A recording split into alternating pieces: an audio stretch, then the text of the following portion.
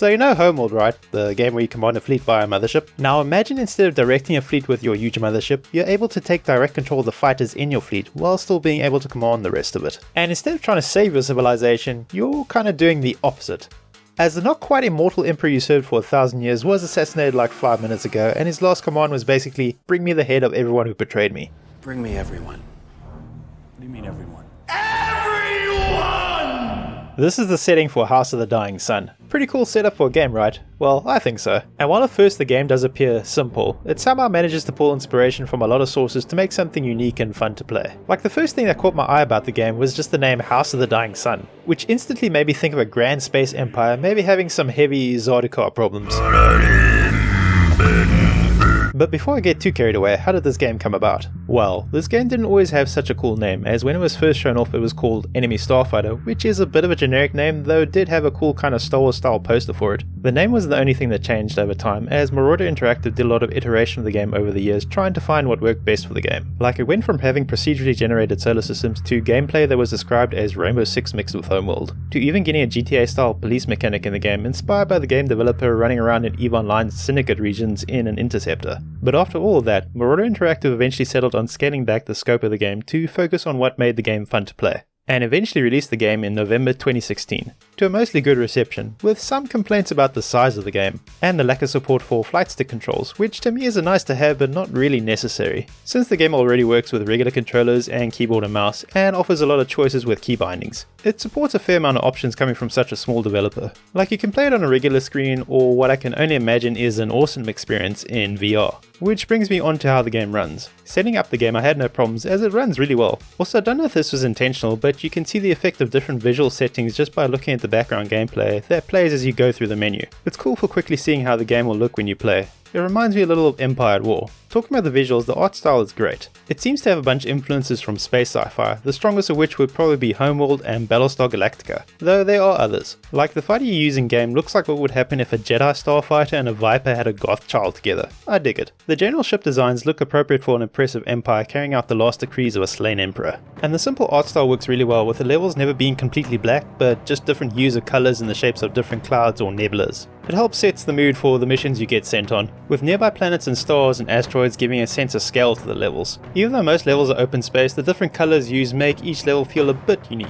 The music also sets the tone pretty well, and borrows a bit from Battlestar Galactica's war drums, but focuses on what I'd like to describe as more of a executioner's drum, with even picking between different options in the menu being highlighted by a single beat of a drum as you prepare for a mission. And the beginning of mission starting with a good rhythm, getting you ready to execute some traders. The music doesn't stray far from war drums, but it does vary it up enough so you don't get annoyed with it. The sound design is also really good, with muffled gunfire being heard in the cockpit as you fight, and the hints of a well-trained pilot breathing calmly with a ventilator even in the most hectic of fights. Mixed with lock-on tones and weapon reloads, with some light radio chatter that reminds you of Star Wars at all, it all helps to make the combat feel a bit more epic. The controls for your ship feel easy to use, with one nice feature being the ability to drift, which allows your ship to keep going one way while you can point in another direction. This is a cool spaceflight mechanic as it lets you change directions pretty quickly and helps you keep your guns on the target while even moving away from it. Another interesting thing about the game is it has some Lite RTS mechanics which come into play as you go through the game and gain more ships for your fleet. Now you'll only be able to directly control the fighters in your fleet, but you can order the destroyers and eventually a frigate to take on targets of your choice. And it's all pretty easy to do with just a controller, as commands can be brought up with a single button press and selected with a thumbstick. Though if you want even more control than that, you can zoom out from your fighter and get a tactical view similar to the one from Homeworld. It's not the level of the one in Homeworld where you can make control groups or double click on a single unit to select all of that type of unit on the map, so the tactical view is more useful for easily telling where objectives are on a map and for ordering individual units as you wish. Though most of the time the thumbstick options will be enough to get you through most of the battles.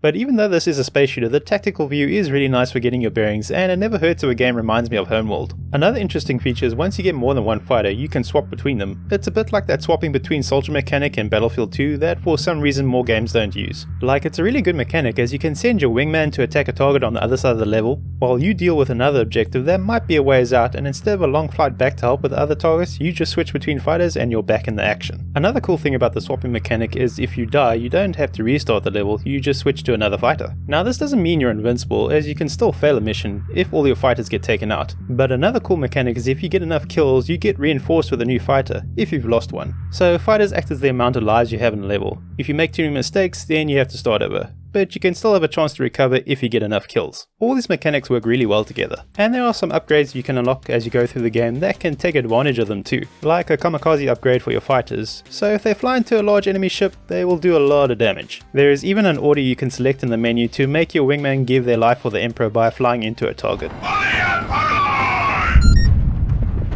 Now that's dedication. And remember, if you fight well enough, you just get a replacement delivered to you so you can do it again. It's fun. Now this isn't the only fun upgrade you can unlock, there's even one where you can get a warp ability to quickly jump from one target to another, even over a large distance in a level. These upgrades can change your playstyle quite significantly, as you could make your ships more tanky and prefer short range weapons, or make your fleet a bunch of glass cannons that can hit from distance. Or be pretty daring and focus on just hull damaging weapons and fly close enough to capital ships to get under their shields. It's fun to experiment with different builds, though you will find that some unlocks are way more useful and that certain upgrade loadouts are way better than others. Like once you unlock Purifier bombs, you're probably never going to use a Scarab torpedo again. The way you'll earn these upgrades is by completing levels at harder difficulties to earn points, which the game encourages you to only take on when you have a bit of a fleet going. As starting off the first few missions you're going to be by yourself, but you'll quickly gain more ships as you go through the game. Another thing about the early levels is you'll have to do them fairly quickly, as the longer you take the more likely an enemy flagship will arrive with a few other ships to take you out. And at the start of the game you'll be outnumbered, and they'll have more guns than you, so you'll want to get out of there as soon as you complete your objectives. They will be a little scary at the start, but once you get your own fleet you can stand your ground against them and maybe get some revenge for earlier in the game. It's a nice feeling of progression when you're able to start taking out flagships that you were running away from at the start of the game. The game mostly keeps a good sense of progression going, and you might find yourself wanting to try earlier missions at harder difficulties just to see what your new fleet and upgrades are capable of. Okay, that all sounds great. What's the catch? Well, what I think most people might think of as a negative for the game is its short length. Like you can easily finish the game in an afternoon if you rush through it on the easier difficulties, which might leave you wanting more of it. To me, that isn't the worst thing ever if I enjoyed my time with the game. As a lot of games tend to just pad things in just to say they're longer, when what they add doesn't really improve the game. Now, do I wish there was more?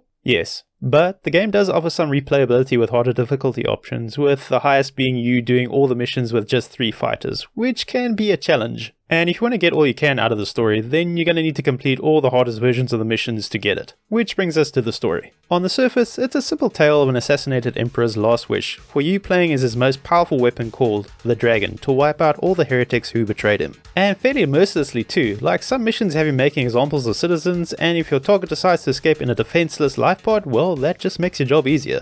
I mean, there's even an achievement to run over a traitor lord's escape pod. So there's not going to be a are we the bad guys moment in this game. You know from the start you're just a weapon acting out the Emperor's revenge. Though not willingly. As you play through the game, you'll unlock some codex entries that will give some hints that you're not in control, as you're described as being in a kind of war trance, and find out a little about the dragon's past, like they've served the Emperor for a really long time and that the dragon is only used in times of war or rebellion. Also, that the dragon isn't really in the fighters you control, they're actually sealed permanently in a casket somewhere hidden in the Empire. And the swapping between fighters is the dragon controlling the pilot's mind remotely, which makes them super effective in a fight at taking out enemies, in this case being traitor lords, who have a bit of a similarity to the Unbound in the Homeworld games, where beings can be directly linked to the ships and become one with them, though in Homeworld it was a choice. In this game, the Emperor seems to have forced his nobles to hardwire themselves into ships, just to make trade a bit easier, with the side benefit of making them immortal. The lore in this game is really interesting, and mixes in a lot of stuff I like from other sci-fi stories. You don't really need it to get into the story of the game, but it does add some cool context to the stuff you're doing on missions. And also why nearly all your missions are just killing something, or escorting other ships to do bad things, which I'll chat about quickly in the spoiler section. So if you don't want the game's ending spoiled, then go to here.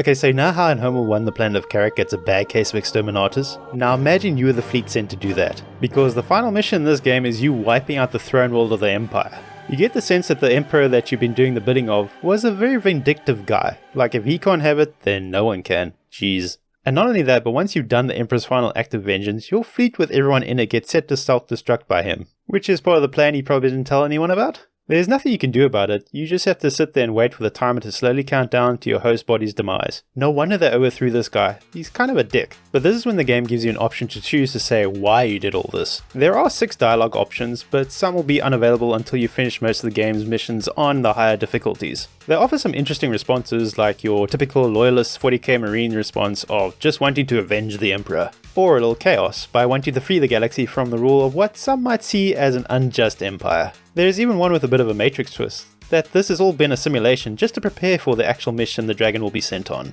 But there is one last ending choice, the hardest one to get, since you need to complete all the missions on dragon difficulty to access it. So being curious and after a bit of effort, I managed to unlock it, and it's probably the best ending choice. As you reveal, the dragon is actually a captured alien that went along with the Emperor's plan in order to concentrate the Empire's power on a single throne world. That if destroyed would make the Empire very vulnerable to attack. Oh, and the dragon's people are starting to awaken. Kinda gives a different vibe when you think about the dragon's ability to control host bodies, eh? I am assuming direct control.